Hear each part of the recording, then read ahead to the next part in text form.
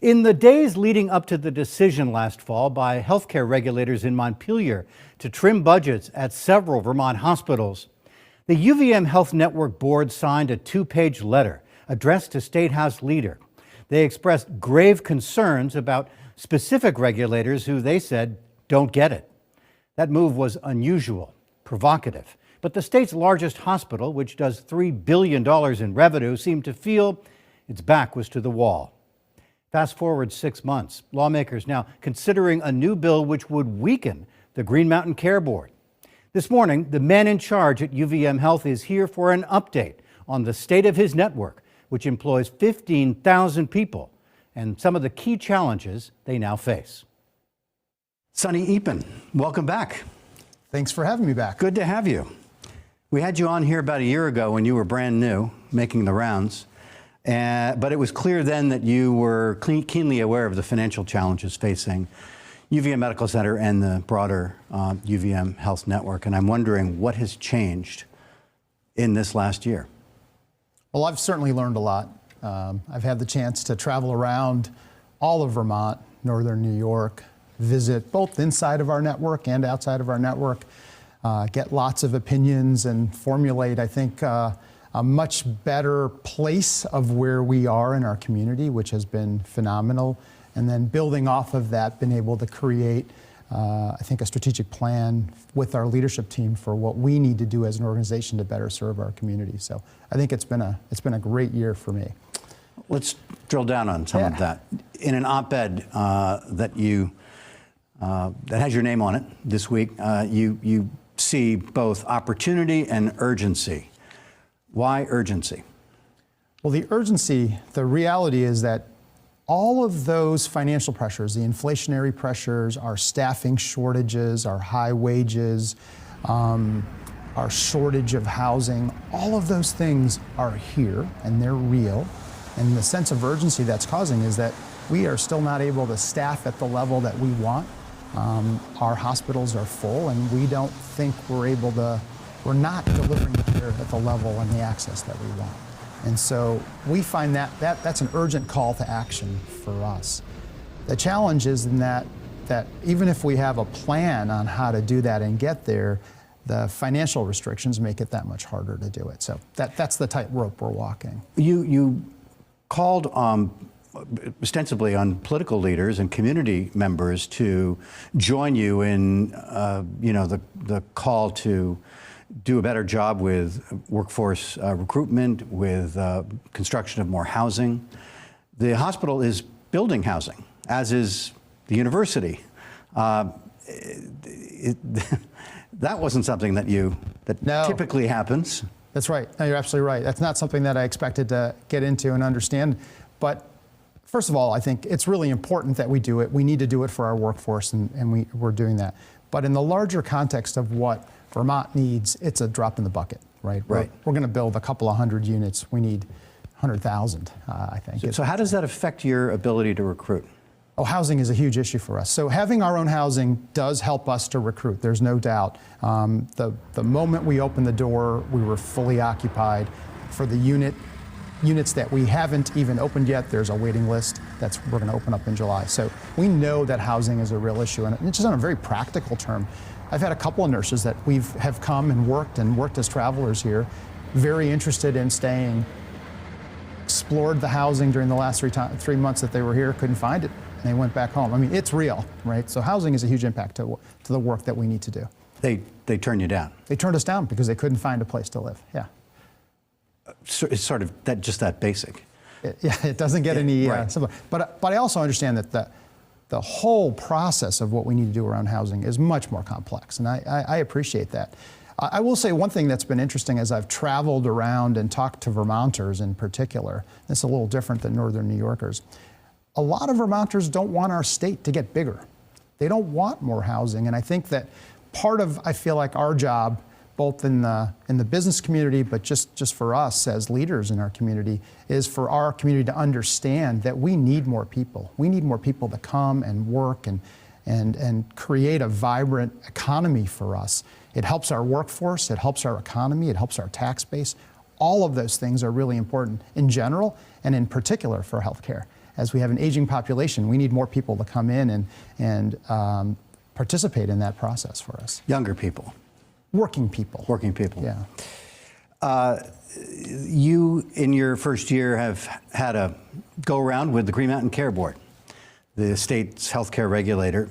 They rejected the budget submissions from the medical center and gave you, well, you might call it a haircut. It left you with a serious budget gap. But they say that the spending trajectory in Vermont healthcare, and particularly at the Burlington Hospital, is unsustainable. What do you say to that? Well, I'll start at the beginning, and I'll say that I do believe in regulation. I think it's important. I think the key to being a good regulator is to be fair and consistent and dependable in the way that they go through the process. Definitely, the cuts had a huge impact on what we had to do. We had to shave, after an approved budget from our board, we had to shave $75 million off our budget. And it's that tightrope that we're walking, right? Because we need to make a margin to be able to reinvest in our physical plant, our innovative ideas and products, our people. So if we don't make a margin, we don't do that. When we have to cut our budget, it has two very direct impacts on the work that we're trying to do. We're trying to create a great environment to be able to recruit and retain employees. When we say to our folks, oh, we need you to do a little bit more, which is what happens when we cut dollars and cut positions, it puts more of a strain. It goes against the environment that we're trying to create. So we're trying to balance that. On the other side, a lot of the dollars that we're putting in are for how do we get to our patients faster? How do we get access? How do we hire more doctors? How do we hire more ancillary folks to help the doctors? All of that matters. So here we are, we're balancing. We want to get greater access to our patients. We want to be more responsive. We want to improve our patient experience. Our patients are asking for that. And at the same time, we're having to, take that haircut while we do that. So we're working through it. We're doing the work. The Green Mountain Care Board plays a role, but all those other factors that I mentioned play a role, right? Housing plays a direct role to that, as I described. Inflationary pressures play a role. Our workforce shortages play a role. Like, all of those things are playing a role, and everything adds up. You've eliminated some vacant positions? We have. We've eliminated about 130 of our vacant positions, and for the whole year that I've been here, we've been scrutinizing every open position. Yeah. So as it gets hired, we look at each one and say, do we really need this? Is this going to make a difference for patient care? Do our employees really need this position? And so that process of scrutinizing positions has led to savings. What has happened with your traveler nurse expense this last year? Yeah, no, it's a great question. It has gone down, and it's gone down for a couple of reasons. One, the numbers have gone down, not to the level that we would like. What has really gone down is the sort of per hour. The wage rate has gone down as more of the travelers are coming home, not necessarily coming home to Vermont, but coming home everywhere. And so the numbers have actually gotten better for us. The hourly really spiked during the pandemic. It did. And for the year after that, I would say. Yeah. What about wait times for surgeries? You've also been trying to recruit specialists. Yeah, so the wait times so we have a surgical backlog, and we still have that backlog of patients that need what you would consider to be not non-emergent surgeries, but these are hip replacements, knee replacements, hysterectomies, things that need to get done. That backlog is still there. We are working through it, and we've made great progress. We've never done more surgeries than we did last year. We focused our efforts on trying to get that work done. We have more to do. That ambulatory surgery site that we've put in the certificate of need for is critical to our long-term planning, because that backlog of surgeries is going to continue to grow.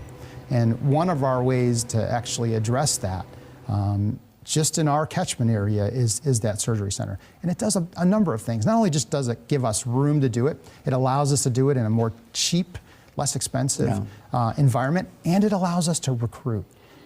Because if you're a surgeon that works in that kind of an area, if you're a urologist or orthopedic surgeon, that's the environment you want to work in, and we haven't created that for them. So it fits into our big picture. You're referring to the pending application for a $130 million outpatient surgery center in South Burlington. That's right. We put that in February of last year. And it's still pending? Still pending. With the Green Mountain Care Board? With the Green Mountain Care Board.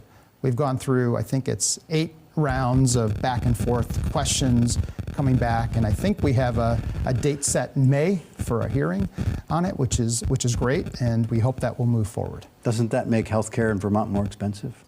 No, it doesn't. I want to use a really can I switch back to a simpler example that this will make this really clear.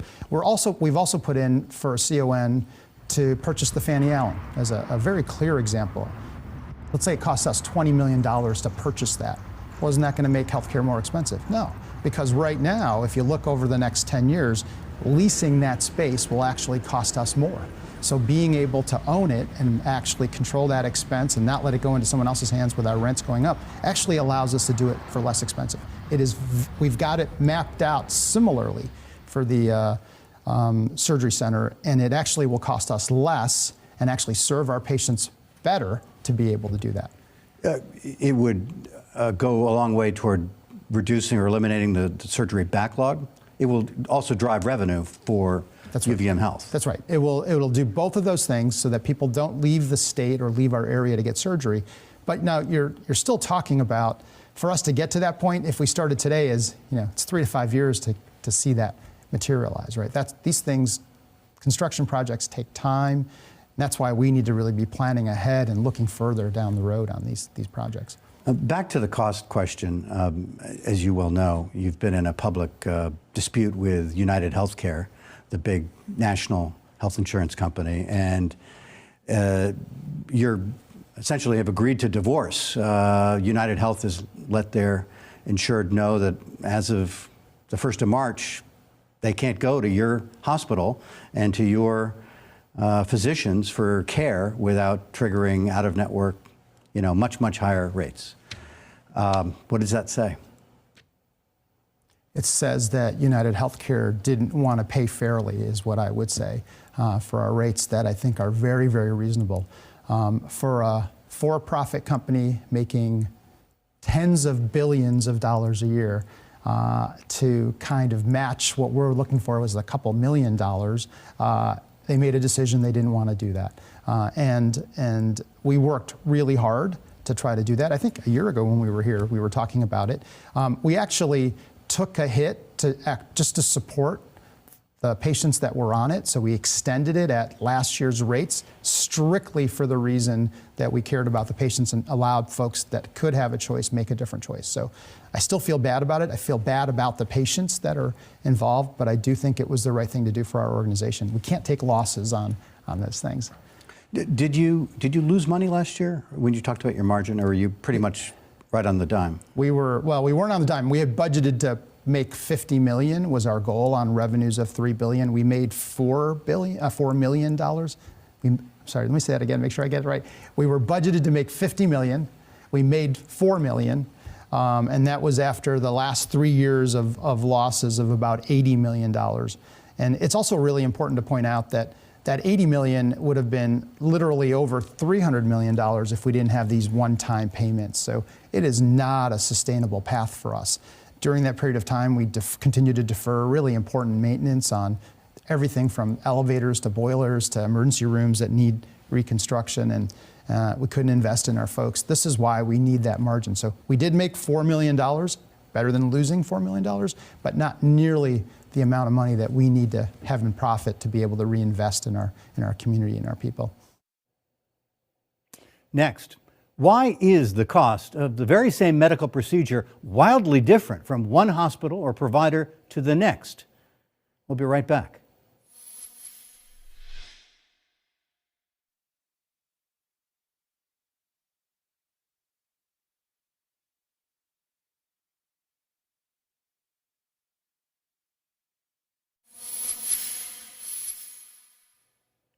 The UVM Medical Center in Burlington, like Dartmouth-Hitchcock in Lebanon, is a level 1 trauma center, caring for the worst injuries, the most complex cases, the sickest patients.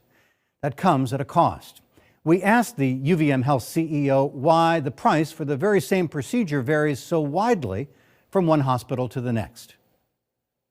The state auditor was here a couple of weeks ago, and he suggested that one way for the state to control costs for retirees whose health care the state funds would be to establish an acceptable rate for a given surgery or procedure. And he said that his analysis was that it varies dramatically. I mean, I think he used a colonoscopy as an example, by thousands and thousands of dollars, depending upon which hospital whose door you walk in across our state. He said, pick a median number and just say that's what we're going to pay. What do you think of that idea? So first of all, remember that Medicare and Medicaid already set rates. And so that is what they do for that. And then they have a reasonably complex system to modify that based on geography or acuity of care. I think that's totally reasonable, and we ought to live with that, and it forces us to be efficient in the care. When you're talking about the commercial market, it's a very different system that everyone negotiates individually, and you're saying, let's eliminate that.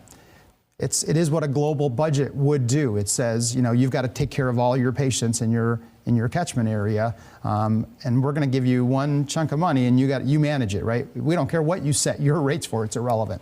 I'm actually in favor of that kind of a system that thoughtfully and very deliberately determines those rates and how we can actually push efficiency. The devil is in the details, and so you have to understand where you set those rates. And I'll give you some I'll give you one example of a colonoscopy rate or ambulatory surgery. The reason that you can do ambulatory surgery, the exact same surgery, at a different cost, whether you're in a hospital or a surgery center, is that as soon as you go into a hospital, the background baseline infrastructure cost that you have to have is so much higher, right? Because in a hospital, you have to have a code team. That means that someone's got to be able to respond 24 hours a day, 7 days a week, and we've got a staff that, whether they're used or not, you've got to do it. In an ambulatory surgery center, you don't have that cost. Right away, for the exact same surgery, the cost is dropped. And so you've got to look at, there are certain things, certain procedures that are done in hospitals for a particular reason. You could call it the same thing, but it costs more to do that, and we have to want that. And you have to support that infrastructure because we need the hospitals to exist. So you've got to do a little bit of both. And these more complicated, sophisticated systems, they account for that. So I'm totally fine with doing it that way. So if the same payer is going to pay every colonoscopy in the hospital the same way, wonderful, right? That's not typically what they do, but that's wonderful. So we've been spending a lot of our time focusing on Chittenden County infrastructure and care, but the health network has 6 hospitals, right, in Vermont and northern New York, and I don't want to generalize. Are some of them doing better than others? They are. If you look at them individually, some will do better than others on a financial sense. We look at it as one network because we are deliberately trying to do certain things in certain places. And so because of the vagaries of the payment system, it gets rewarded differently. So our goal is to do as much routine care, not just in our partner hospitals, but in every hospital in Vermont. And what we want to do in the University of Vermont Medical Center is the more complex, highly acute patients that we need to go there. That's a very deliberate strategy that may have financial consequences to us at one hospital or another, but as a whole is what really matters to us. And so by and large, our hospitals are actually doing quite well. We've had struggles in Vermont, we've had struggles in New York. Some have done better than others. We've 3 of our hospitals are critical access hospitals, which is a payment methodology from the federal government. All 3 of those hospitals, whether in New York or in Vermont, are doing great. So anyway, yeah. So you serve a million patients each year. Is the network going to get any bigger? I don't think so. Not that I can tangibly see. What I've really tried to do is go and meet all of my hospital partners, my hospital CEOs, not in the network, but outside the network, one at a time, going to their location and saying, what can we do to work better together? What can I do for you? Because our goal is we really want to serve the entire state, and it means working with our hospital partners. We're not competing. We want to serve that community. And so we've really established some really great partnerships with different hospitals across the state to be able to do that, whether that's telehealth services, whether that's sharing pathologists, whether sharing other expertise. We need to do that. We do not need more patients coming to Burlington. We are at 101%. We've been sitting, at this incredibly high occupancy. That's not what we need. We actually need every one of our community members to do their work, and we want to help them do that and do the right things here in Burlington. Good conversation. Dr. Sunny Eapen, CEO of the University of Vermont Health Network. Thanks for coming in. Thank you very much. Thanks, Stuart. As we mentioned at the top, there is legislation now pending at the State House in Montpelier to change how healthcare is regulated. It's getting mixed reviews. Senate Bill 211 would weaken some of the responsibility now held by the 5-member Green Mountain Care Board and give new power to the Agency of Human Services, which is an arm of the executive branch. Critics see this as a reaction to the tension we described between UVM Health and the Care Board, which could make healthcare regulation more political. It would away some of the regulatory power that the Green Mountain Care Board has, and we think that would be bad for consumers. We think that would lead to more out of control spending. We have not, I think, taken away regulatory authority, and we do not want to do that with this bill.